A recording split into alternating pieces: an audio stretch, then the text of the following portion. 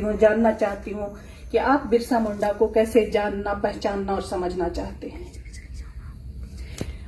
एक शहीद के रूप में, स्वतंत्रता सेनानी के रूप में, भगवान के रूप में, या एक अगवा के रूप में? धन्यवाद। निश्चित रूप में कि हमें उनको अगवा के रूप में, हम आदिवासी उनको अगवा के रूप में मानते हैं, क्योंकि हम ये जानते हैं कि वो हमारे पूरे समुदाय, पूरे आदिवासी समुदाय को अगवाई दे रहे थे। वो अकेले नहीं थे। जिस तरह से महानायक लोग गढ़ते हैं, हम महानायक नहीं गढ़ते, वो सामुदायिक, सामूहिक नेतृत्वकारी थे। तो इसीलिए हम उनको अगवा कहना पसंद करते हैं। उन्होंने अपने आप को, यानी आदिवासी समुदाय को, इस प्रकृति का संरक्षक माना, बनाया, और वही दर्शन अभी भी हम आदिवासी समुदाय फॉलो कर रहे हैं, यानी इस सृष्टि के संरक्षक, केयरटेकर। लोग उनको, जो इतिहास हम पढ़ाया जाता है उसमें उनको स्वतंत्रता सेनानी के रूप में, ईसाई विरोधी के रूप में, आंदोलनकारी के रूप में कहते हैं। लेकिन हमारा यह मानना है आदिवासी समुदाय का कि हम लड़ाई करते हैं, युद्ध में हैं, आज तक हम लड़ रहे हैं। इसलिए यही आज का जो अंतर्राष्ट्रीय विषय है, उसी विषय पर लोगों को ये लगता है कि अंग्रेजों के चले जाने के बाद ये उपनिवेश शब्द जो है यहां से हट गया, या भारत उपनिवेश नहीं रहा। भारत हो सकता है उपनिवेश नहीं रहा, लेकिन हम आदिवासी अभी भी उपनिवेश बने हुए हैं। कैसे, ये देखने की जरूरत है। हमको अपना नजरिया बदलना पड़ेगा, आदिवासियों के नजरिए से देखना पड़ेगा, तब समझ में आएगा कि उपनिवेश हम कैसे बने हुए हैं। बिरसा आबा की जो बात है, जिसके बारे में संदेशा जी ने कहा, अबुआ दिसुम अबुआ राज, इसका मतलब क्या है?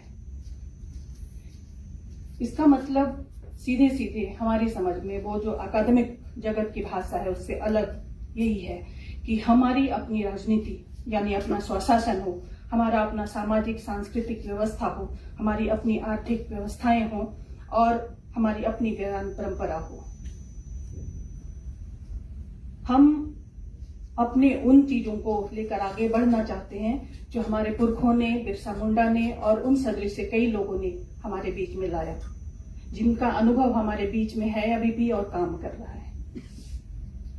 क्योंकि हम देखते हैं कि जो भी हमारे बारे में कहा जा रहा है, लिखा जा रहा है, उनसे बहुत अलग है हमारा दर्शन, हमारा वैश्विक दृष्टिकोण।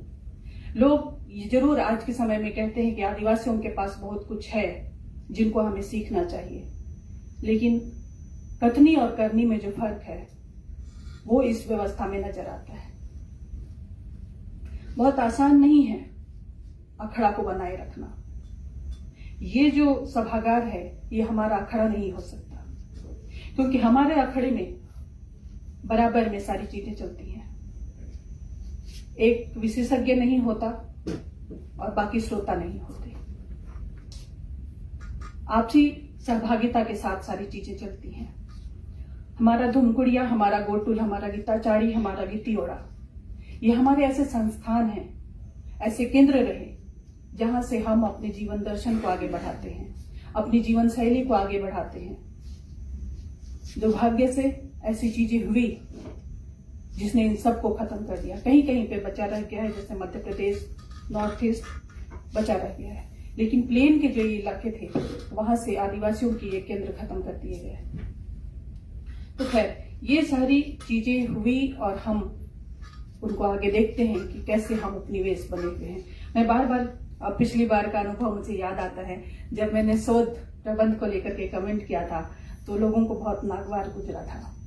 खैर, वो बीती बातें हैं, उन पे मैं नहीं फोकस करूंगी। आगे जो विषय है उसको लेकर के मैं कहूंगी, हो सकता है की नोट एड्रेस के लिए कहा गया, मुख्य वक्ता जिसको कहते हैं वो कहा गया, लेकिन मैं समझती हूँ कि शायद मैं नहीं हूँ, और तब भी मैं अपनी बात रखने के लिए आई हूँ। और मेरा आज पहला और अंतिम दिन होगा, उसके बाद मैं यहाँ नहीं रहूंगी, तो पूरा समय लेना चाहूंगी जो मैंने आप लोगों के लिए तैयार किया है। भारत की बहुलतावादी संस्कृति में आदिवासी समुदायों का योगदान आदिम और आधुनिक हर दौर में, हर कालखंड में अत्यंत महत्वपूर्ण रहा है।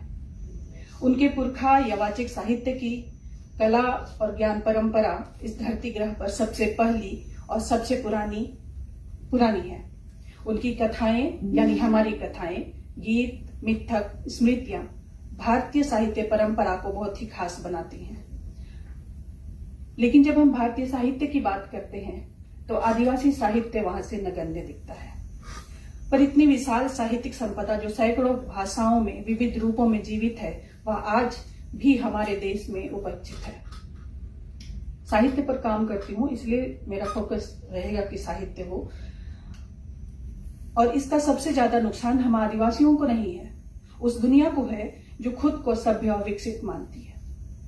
चांद पर जाने वाली यह वो दुनिया है जो लिपि और लेखन के हथियार से अपने ही समाज के निरक्षर, बुजुर्ग, अनुभवी और ज्ञानी लोगों को गंवार और हे मानती है। लिपि, लेखन और साक्षरता की इस भेदभाव राजनीति का शिकार आदिवासी और विभिन्न जनपदीय भाषाएं आज भी बनी हुई हैं, जो अपने अपने क्षेत्रों में अल्पसंख्यक हैं। अल्पसंख्यक शब्द जो मैं यहाँ पर कह रही हूँ, तो इससे ये ना माना जाए कि मुस्लिम और सिख, पारसी। इसका तात्पर्य उन भाषाओं से है जिन्हें बोलने वालों की संख्या बहुत कम है, जो संविधान की 8वीं सूची में भी शामिल नहीं है। आप देखेंगे कि 1956 में भारत सरकार ने अल्पसंख्यक भाषाओं के संरक्षण, मान्यता और विकास के लिए एक आयुक्त नियुक्त किया था, commissioner of minority languages India. यह आयोग की स्थापना से लेकर 2016 तक कुल 52 रिपोर्ट हमारे महामहिम राष्ट्रपति के समक्ष प्रस्तुत किया गया। लेकिन राष्ट्रपति इन रिपोर्टों को संसद में भेजते हैं और वहां से विमर्श होता है, और विमर्श होने के बाद में वो उस पर वो सुनिश्चित करते हैं कि क्या होना चाहिए उनके लिए। लेकिन आपको ताज्जुब होगा कि 2016 के बाद से आज तक इस रिपोर्ट ने कोई प्रस्तुति नहीं दी और ना ही इस पर कोई चर्चा हुई। आदिवासी साहित्य की अगर हम बात करेंगे तो इन सभी दृष्टियों से अत्यंत जटिल है, क्योंकि हमारे लिए राज्य पुनर्गठन आयोग है, भाषा आयोग है, अल्पसंख्यक आयोग है, शिक्षा आयोग है। ये सभी मिलकर भारत में आदिवासी और स्थानीय भाषाओं तथा इन भाषा भाषियों द्वारा रचे जा रहे साहित्य को अनेक प्रकार की चुनौतियों से लगातार घेरे हुए हैं, जिनमें शामिल है टेक्नोलॉजी, लिपि, व्याकरण, शिक्षा, पाठ्यक्रम, साहित्य, कला अकादमियां, अनुदान, अनुवाद, प्रकाशन, पुरस्कार, सिनेमा, टीवी जैसे प्रभावी मनोरंजन उद्योग में भी हमारा निषेध है तथा अल्पसंख्यक भाषाओं में रोजगार का भी अभाव है। हिंदी पट्टी वाले भारत में आदिवासी और जनपदीय भाषाओं की साहित्यिक और कलात्मक अभिव्यक्तियों के प्रलेखन और प्रचार प्रसार हेतु कुछ संस्थाएं और संग्रहालय कार्यरत हैं, जिनमें हम जानते हैं अपने अपने इलाकों में TRI होता है और कई सारे जो लैंग्वेजेस काम करने वाली संस्थाएं हैं वो सारी होती हैं। लेकिन ये सारी संस्थाएं आदिवासियों के वाचिक साहित्य को लोक की श्रेणी में रखती हैं, अर्थात वह साहित्य जो शुद्ध रूप से साहित्य नहीं है या फिर शुद्ध कला नहीं है। ये सारी चीजें देश में केंद्रीय स्तर पर और राज्यों में किसी भी आदिवासी साहित्य कला अकादमियों का नहीं होना, मुझे लगता है कि आदिवासी साहित्य की सबसे बड़ी चुनौतियां हैं, क्योंकि जो संस्थाएं लोक संवर्धन में लगी हुई हैं उनका काम तो एंथ्रोपोलॉजिकल होता है, साहित्यिक नहीं होता है। अगर हम साहित्य शिक्षा जगत में भी देखेंगे तो आदिवासी साहित्य का कोई स्वतंत्र विभाग मुझे नहीं लगता है कि है। जो भी है वो मिला जुला है, और उन्हीं मिले जुले संस्थानों में ऐसा होता है कि एक जो पाठ्यक्रम की बात कही जा रही थी उसमें होता है कि एक आदिवासी रचना को या एक आदिवासी साहित्यकार की जीवनी या कुछ डाल देने से ये मान लिया जाता है कि पूरे आदिवासी साहित्य को उसी से समझ लिया जाएगा, जबकि उसके साथ में जो चीजें हैं उनके साथ ऐसा नहीं होता है। उनके पूरी की पूरी रचना जो रचनाकारी लोग हैं उन लोगों की बातें उसमें की जाती हैं। उदाहरण के तौर पर हम लोग अपने आसपास के कई जो यूनिवर्सिटी हैं उनको भी देख सकते हैं कि वहां पे कैसे आदिवासी अध्ययन केंद्र चल रहे हैं। सबसे मजेदार बात तो यह है कि साहित्य अकादमी में संताली जैसी भाषाएं जो कि 8वीं अनुसूची में शामिल है, लेकिन उन 8वीं अनुसूची में शामिल संताली भाषा का जो साहित्य है जिसको हर साल पुरस्कृत किया जाता है, आपको ताजुब होगा उसकी कॉपियां तक आदिवासी साहित्य अकादमी में नहीं है। और दूसरी बात कि ये जो हम देख रहे हैं लोगों के बीच में कि कैसी मानसिकता हमारे लिए काम करते हैं कि उसको क्या कहते हैं उसको, मतलब एहसान करने वाली जो बात है वो हमारे ऊपर लागू होती है कि ठीक है हमने ये कर दिया, इनके ऊपर ये कर दिया, एक पुरस्कार दे दिया, बहुत बड़ी बात हमने कर दी। तो ये सारी चीजें हम लोग देखते हैं कि हमारे ऊपर जो होता है वो तो कल्याण के दृष्टिकोण से या फिर हमारे ऊपर उपकार करने की दृष्टि से किया जाता है। बहुत अभी हम देखते हैं इन सारी जगहों पे जो अकादमियां हैं या फिर जो संस्थान है वहां पर जो लगातार आदिवासी साहित्य के विकास करने के लिए वो चुनौतियां ढूंढते हैं कि क्या क्या चुनौतियां हैं उनके बीच में। जैसे हमारे बीच में भी लोगों ने कहा कि हम वहां पे देख रहे हैं क्या है नहीं है, वो दृष्टिकोण कहाँ से आ रहा है, वो हम अपनी जगह से लेकर के जा रहे हैं कि वहां पे क्या है या क्या नहीं है, हमारे जैसा क्या नहीं है ये देखना चाह रहे हैं। वो हमारे नजर से या आदिवासियों के नजर से उनके बीच में रह करके नहीं देख रहे हैं कि उनके बीच में क्या है और क्या नहीं है। वो अपने हिसाब से देखते हैं कि ये चीजें क्यों नहीं है वहां पे। जैसे अगर मैं कहूं कि पिछले दिनों महिलाओं से संबंधित एक चर्चा हो रही थी, उसमें लोग ये ढूंढ रहे हैं कि अच्छा वहां की महिलाएं भी हमारी तरह ही उत्पीड़ित हैं। वो फर्क नहीं करना चाहते कि आदिवासी महिलाओं का उत्पीड़न हो रहा है तो कैसा हो रहा है, वो अपने समान ही उनको मान लेते हैं। तो खैर लोग ये भी मानते हैं कि आदिवासी साहित्य जो है या फिर आदिवासी समाज जो है वो बहुत ही कमजोर है। आदिवासियों के लिए ये कहा जाता है, जैसे कई बार ये कहते हैं हिंदी में, हमेशा उनको गरीब माना जाता है। क्यों माना जाता है गरीब? आप अपने नजरिए से देख रहे हैं इसलिए आप उनको गरीब मानते हैं। आपकी जो आर्थिक स्थिति है उसके जो पैमाने हैं, आपकी जो सांस्कृतिक स्थिति है उसके आधार पर जो आपके पैमाने हैं, उस नजरिए से आप देखना चाहते हैं कि आदिवासियों में वो चीजें हैं या नहीं। अगर वो चीजें नहीं है तो आप उनको गरीब मान लेते हैं। लेकिन कई बार मैं ये सोचती हूं कि अगर एक ही व्यक्ति जिनका घर फूस का बना हुआ है वो समृद्ध होता है, लेकिन आदिवासी चूंकि उसका घर खपरेल है और मिट्टी का ही बना हुआ है, आपके भी मिट्टी के बने हुए हैं, हमारे भी मिट्टी के बने हुए, लेकिन हम गरीब हो जाते हैं, ऐसा नजरिया कैसे आ जाता है? तो ये कई सारी चीजें हैं कि हमको जो हमारे जो मानदंड है अलग अलग क्षेत्र में, चाहे वो हमारे राजनीति के क्षेत्र हो, हमारा सामाजिक सांस्कृतिक क्षेत्र हो, आर्थिक क्षेत्र हो, वहां पे हमारा जो समाज था वो पैसों का समाज नहीं था। अब वो धीरे धीरे पैसों वाला समाज, पैसे चूंकि आ रहे हैं जरूरी हो गया है, तो अब वो पैसों पर निर्भर कर रहे हैं। वरना अभी भी अगर आप गांव में जाएंगे तो उनका जो वाटर सिस्टम है वो चलता ही है, लेकिन चूंकि उनके पास नकद पैसे नहीं है, हम गरीब हो जाते हैं। तो ये जो नजरिया है ये बहुत ही अटपटा सा है। और वो लोग जो हमें बार बार ये कहते हैं कि हम आपको मुख्य धारा में शामिल करना चाहते हैं, मुख्य धारा में हम आपको लाना चाहते हैं, क्यों लाना चाहते हैं? किस आधार पे लाना चाहते हैं, या कैसे मान लेते हैं कि आप ही मुख्य धारा हैं, हम नहीं है? तो ये सारी चीजें बहुत ध्यान देने वाली बातें हैं मुझे लगता है जब हम उपनिवेशीकरण की बात करते हैं। और इनसे मुक्त होना, मुझे लगता है कि जो हमारी जो ज्ञान परंपरा है उनको आपको देखना पड़ेगा कि हम क्या कहना चाहते हैं, हमारा जो दर्शन है, हमारा जो वैश्विक दर्शन है वो क्या कहना चाहता है। क्योंकि बिना उसे जाने हुए आप अगर ये कहते हैं, आपकी जो सोच है उसके आधार पे हम उस मुख्य धारा से वंचित लोग हैं या हाशिए पे धकेले गए लोग हैं। तो खैर मैं दूसरी तरफ जा रही थी। तो हमारी जैसे लेखन की जब बात आती है तो हमारी बहुत सारी, हमारे पूरे देश में कम से कम 775 आदिवासी समुदाय हैं और हरेक की अपनी भाषा है और हरेक की अपनी कथाएं हैं, हरेक की अपनी गीत हैं, लोक गाथाएं हैं, पुरखा गाथाएं हैं। लेकिन चूंकि वो लिखित नहीं है, हम इस लिखित दुनिया से बाहर हो जाते हैं। हमारे पास व्याकरण नहीं है तो इसलिए हम बाहर कर दिए जाते हैं और हमें बोली बना दी जाती है। तो ये जो पैमाना तय किया जाता है, ये इसको फिर से मुझे लगता है कि थोड़ा देखने की जरूरत है। क्योंकि लिपि नहीं होने से या मानकीकरण नहीं हो जाने से हमारा साहित्य नहीं है, ऐसा नहीं हो सकता है। या फिर जो मैंने आर्थिक उदाहरण जो मैंने दिया कि हमारा घर मिट्टी का हो और आपका घर पक्के का हो इसलिए हम गरीब हो जाएं, ये नहीं होना चाहिए, ये हो नहीं सकता है। तो खैर दूसरी बात जो हम और भी कई वजहों से बाहर हो जाते हैं, जैसे आज का जो समय है ये समय है आपका डिजिटल संसाधनों का, तो हमारे पास वो चीजें नहीं है, आप में से भी बहुतों के पास वो चीजें नहीं होंगी, लेकिन चूंकि आज सबसे बड़ा जरूरी है स्मार्टफोन, और वो स्मार्टफोन नहीं आए तो आपने देखा होगा कितने बच्चों ने आत्महत्याएं की होंगी।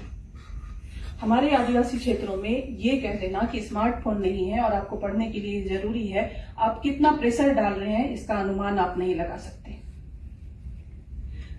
तो खैर साहित्य में या फिर लिखित क्षेत्र में हमारी भाषाओं का नहीं आ पाना, बाजार है, हम बाजार के लोग नहीं हैं, बाजार को जानते नहीं है, मुनाफा को जानते नहीं है, तो इस वजह से भी हमारे लोग, हमारी जो पहली पीढ़ी थी, जो पहले शिक्षित पीढ़ी थी, उन्होंने खूब काम किया, उनके पास बहुत सारी पांडुलिपियां रही और उन्होंने हर क्षेत्र में काम किया, सिर्फ साहित्य के क्षेत्र में नहीं बल्कि संस्कृति के क्षेत्र में, साहित्य के क्षेत्र में, राजनीति के क्षेत्र में खूब काम किया। लेकिन सिर्फ और सिर्फ इसलिए कि उनके बारे में कुछ लिखा नहीं गया, उनके बारे में कुछ छपा नहीं है, उनके बारे में कहीं कुछ बोला नहीं गया सिवाय अपने लोगों के बीच में, तो इसलिए उनको खारिज कर दिया जाता है। तो आज के समय आपके पास है, आप सहयोगी होना चाहते हैं आदिवासियों के बीच में नहीं, आप हम लोगों को उपनिवेश बनाए रखना चाहते हैं, तो उपनिवेशी मुक्तिकरण पे चर्चा बनने का टूल भी आप ही है। हम तो लड़ाई लड़ रहे हैं लंबे समय से इन सब चीजों से, लेकिन इन सब चीजों को मुख्य रूप पे जो एकेडमिया है, जो इस तरह के संस्थान है, जो इन सब पे बात करते हैं, काम करना चाहते हैं, उन लोगों को समझने की जरूरत है। मातृभाषा की शिक्षा की बात हम करते हैं, आप देखिए कि प्राथमिक स्तर पे ही हमारी भाषाओं को रोक दिया जाता है। दूसरी जो गैर आदिवासी भाषाएं हैं वो लगातार पढ़ाई जा रही हैं, उन पर लगातार प्राथमिक स्तर से काम हो रहे हैं, विभिन्न स्टेट की जो सरकारें हैं वो कर रही हैं। लेकिन जब आदिवासी भाषाओं की बात होती है तो फंड की कमी आ जाती है, उनके प्रचार प्रसार की कमी आ जाती है, उनके शिक्षकों की नियुक्ति नहीं होती है, कई सारे मसले वहां पर आ जाते हैं। और सवाल दूसरा ये भी है शिक्षा के क्षेत्र में कि अगर आप चाहते हैं कि सभी लोग पढ़ें, समान शिक्षा की बात करते हैं, तो किस तरह का पाठ्यक्रम होना चाहिए? ये जो शिक्षा व्यवस्था हमें दी जा रही है, उस शिक्षा व्यवस्था में तो हम कहीं, हमारी ज्ञान परंपरा है ही नहीं। तो आप जो शिक्षा व्यवस्था दे रहे हैं उससे एक बेरोजगारों की भीड़ ही बढ़ा रहे हैं आप।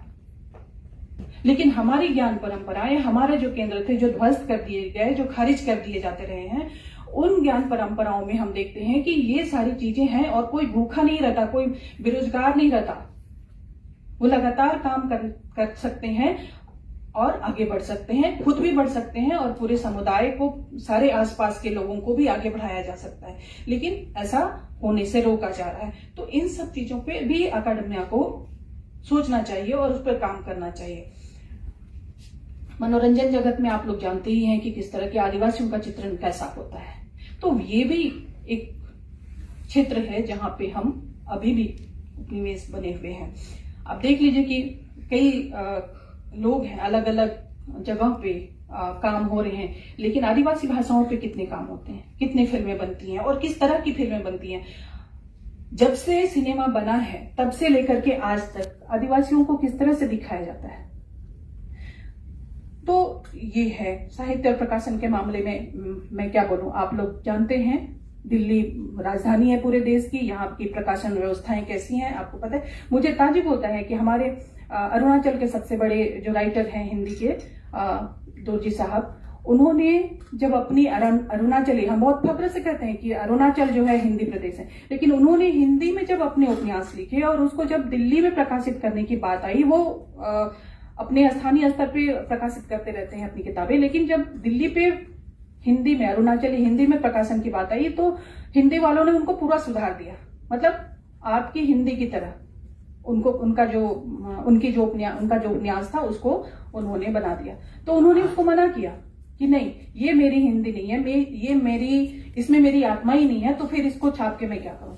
तो इस तरह की चीजें हैं कि मतलब हम जो लिख रहे हैं, हम जो कह रहे हैं, वो उसी आपके अपने मानक चीजों पे आ रहे हैं। तो आप सभी जगह पे, चाहे वो सांस्कृतिक के क्षेत्र हो, अगर या फिर इतिहास का क्षेत्र हो, लड़ाई जिसमें हम कहते हैं, तो आप कहते हैं नहीं आंदोलन, आपने विरोध प्रकट, विद्रोह किया, ये कहते हैं। हम कहते हैं हम आदिवासी कहेंगे। आप पूरे भारतवर्ष में देख लीजिए, कहीं भी विद्रोह जैसा कुछ नहीं मिलेगा। लड़ रहे हैं लोग, तो लड़ना लिखना, इतिहास में अगर लड़ाई लिख दिया जाए कि आदिवासियों ने ये लड़ाई लड़ी, क्या बुरा है। लेकिन नहीं, आप चाहते हैं कि हम विरोध ही करते रहे, विद्रोह ही करते रहे, आंदोलन ही करते रहे। लेकिन हम शायद ऐसा नहीं कर पाएंगे, क्योंकि हमारी लड़ाई बिल्कुल अलग है। हम जैसा जल जंगल जमीन के बारे में बात हुई कि जल जंगल जमीन की जब बात आती है तो लोग कहते हैं कि अच्छा, ये लोग सिर्फ जल जंगल और जमीन जो स्थूल रूप है उसके बारे में आदिवासी बात करते हैं। लेकिन आदिवासी जब जल जंगल जमीन कहता है तो उसकी सारी चीजें, समग्र रूप से हमारी चीजें उसमें सन्निहित होती हैं। और हम उसकी लड़ाई सिर्फ अपने लिए नहीं करते, बल्कि पूरी दुनिया के लिए, पूरे देश के लिए, पूरे समुदाय के लिए, जो इंसानी जगत है उसके लिए ही सिर्फ नहीं, बल्कि उन सारे जीव जंतुओं के लिए भी जो दिखते हैं और जो नहीं दिखते हैं, उनके लिए भी हम जल जंगल जमीन की लड़ाई लड़ते हैं। मैंने ब्रोशर में पढ़ा था कि अनुवाद पर विशेष जोर दिया जाना होगा। अनुवाद बहुत निश्चित रूप से बहुत जरूरी है, लेकिन कैसा अनुवाद? क्योंकि हिंदी में या अंग्रेजी में बहुत सारे ऐसे शब्द नहीं है जो हमारी भाषाओं को प्रतिध्वनि दे सकते हैं, जो ध्वनि दे सकते हैं। तो जब उसको लिखा जाएगा तो किस तरह से लिखा जाएगा? इसीलिए हम डरते हैं कि ऐसा ना हो कि हम जो कहना चाह रहे हैं वो दूसरे तरीके से लिखा जाए। कैसे भाषाओं का वर्चस्व कैसा आ जाता है ना, कि बंगला, उड़िया, मराठी, मलयालम आदि जो भाषाएं हैं उसमें हम आदिवासी लोग सक्रिय हैं, लिख रहे हैं, परंतु वे मुख्य धारा के भीतर अभी भी हास्य के रूप में है। मैं याद करती हूँ हिंदी का जो पाठ्यक्रम है या फिर हिंदी का जो इतिहास है, उसमें सुशीला सामंत नजर नहीं आती, उसमें एली सेक्का नजर नहीं आती है। क्यों नहीं नजर आती है? सिर्फ इसलिए क्यों खारिज कर दिया जाता है कि आदिवासी तो अपनी भाषाओं में लिखते हैं, इसलिए उनको नहीं। आदिवासी सुदूर, आज का जो कोल्हान का जंगल है हमारा झारखंड, सारंडा जंगल जिसको कहा जाता है, सबसे घना जंगल, वहां रह करके उसने सुशीला सामंत ने चांदनी जैसी पत्रिका निकाली थी। उस पत्रिका का जिक्र आदिवासी साहित्य, हिंदी साहित्य में क्यों नहीं होता है? वो तो मतलब शुरुआत से ही हिंदी में हो रहा है।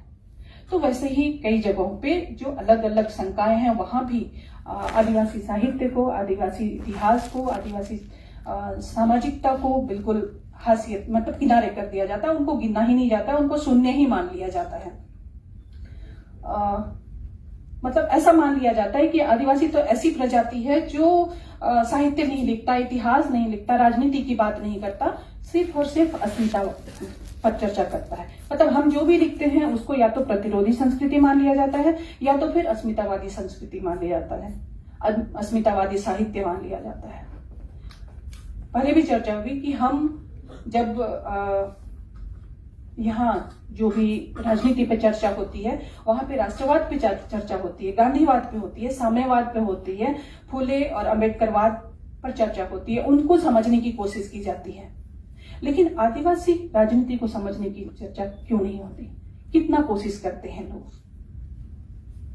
हम क्या राजनीति के मामले में बिल्कुल जीरो हैं? हमारे लोगों ने कभी राजनीति नहीं की या क्या? जयपाल सिंह को आप लोगों ने अगर पढ़ा होगा तो आपने सुना होगा या फिर पढ़ा होगा तो आप जानते होंगे, उन्होंने कहा था कि लोकतंत्र यदि सीखना है तो आदिवासियों से सीखा जा सकता है। लेकिन आदिवासी सब कैसे सीखेंगे? आदिवासी तो पिछड़े, गरीब, बिल्कुल बैकवर्ड है।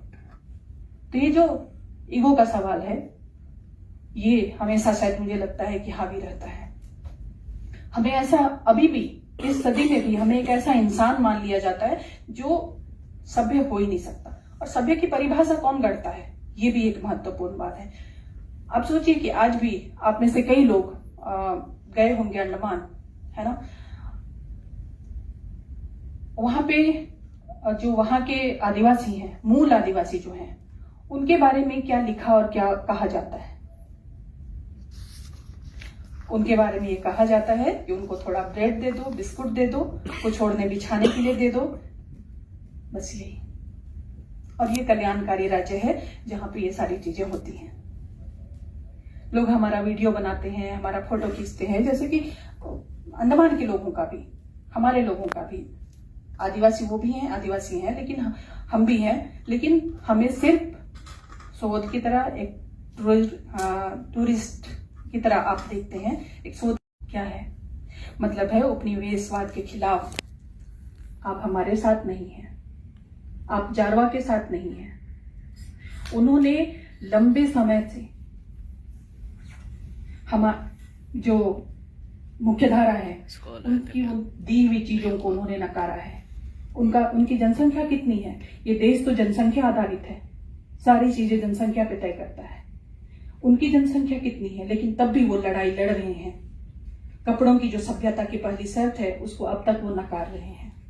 इस राजनीतिक दर्शन पर कोई बात नहीं करता है, क्यों नकार रहे हैं वो, कोई ये सोचना समझना नहीं चाहता। बस ये देखना चाहते हैं कि वो नंगे होते हैं और ऐसे रहते हैं, वो आक्रामक होते हैं, वो खूंखार होते हैं। इस चीज की बात है, आप वहां पे हर एक जो भी लिखता है वो ऐसे ही लिखता है कि वो आक्रामक है। वो जो तमाम जो सभ्य लोग हैं उनके खिलाफ वो शत्रुतापूर्ण भाव रखते हैं, लेकिन उनको समझने की कोशिश कोई नहीं करता है। हम जो इस शैक्षिक व्यवस्था से निकल रहे हैं, हम सारे लोग भी अंडमान के लोगों, उन लोगों के बारे में, जारवा लोगों के बारे में, ओंगे के बारे में, सेंटिनली के बारे में वही सोचते हैं, वैसे ही देखना चाहते हैं। तो कहीं ना कहीं इस व्यवस्था में गड़बड़ी है, उन तमाम व्यवस्थाओं में गड़बड़ी है जो हम लोगों को दी जा रही है।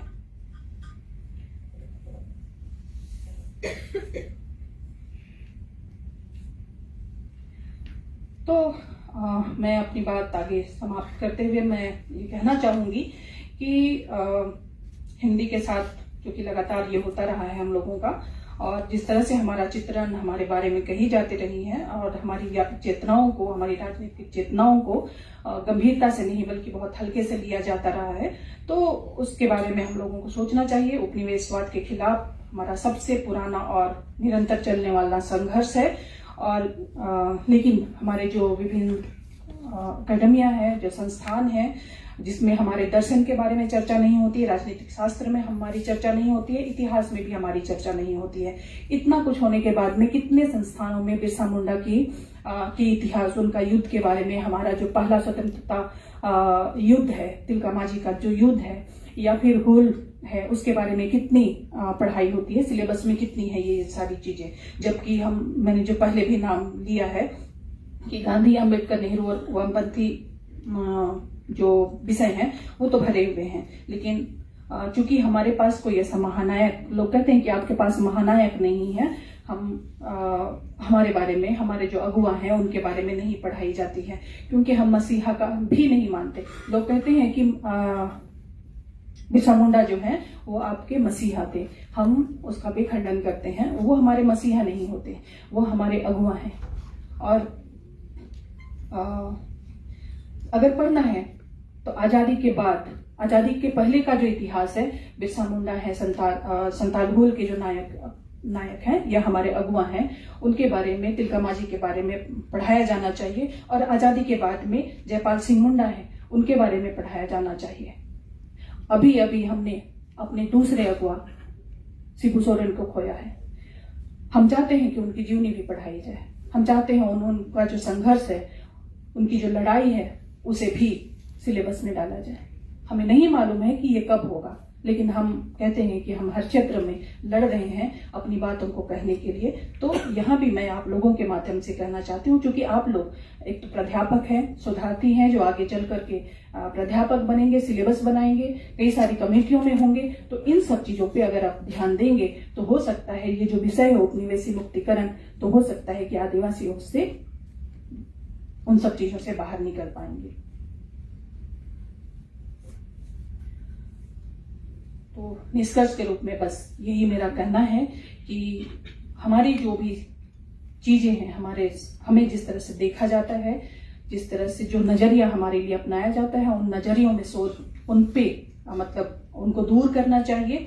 और तमाम जो वैश्विक भाषाएं हैं, अब तो हिंदी भी वैश्विक भाषा हो गई है, अंग्रेजी भी है, और दूसरी तमाम भाषाएं जिनको लेकर के आप अपना कैरियर बनाने वाले हैं, उन सभी जगहों पे आपके माध्यम से अगर ये बात उठे तो ज्यादा अच्छा है। और जो संख्या बल है, जो आधुनिक तकनीक है और जिस तरह के समाज में हम रह रहे हैं और तमाम वो टेक्निकल जो हथियार हैं, इन सबके सहारे, चाहे वो आर्थिक हो, राजनीतिक हो, सामाजिक हो, सांस्कृतिक हो, किसी भी संप्रभु समाज की नैसर्गिक आजादी को लूट लेना सही नहीं है और उनका एक तरह से संहार कर देना है। तो आप कम से कम संहारक मत बनिए और हमारा साथ दीजिए, तभी हम इस उपनिवेशी मुक्तिकरण जैसे विषय पर आगे बढ़िया से बात कर पाएंगे और इसको सार्थकता प्रदान कर पाएंगे। मैं पुनः आप सभी लोगों का धन्यवाद करती हूँ कि ये विषय आप लोगों ने रखा है और उस पर आगे काम होगा, मैं ऐसा विश्वास करती हूँ। एक नारा मैं चाहूंगी कि आप, जब मैं कहूँ धरती आबा जिंदाबाद, तो आप उसको दोहराएंगे। धरती आबा जिंदाबाद, जिंदाबाद जिंदाबाद, बिरसा मुंडा जिंदाबाद, जिंदाबाद जिंदाबाद, जोहार। जोहार।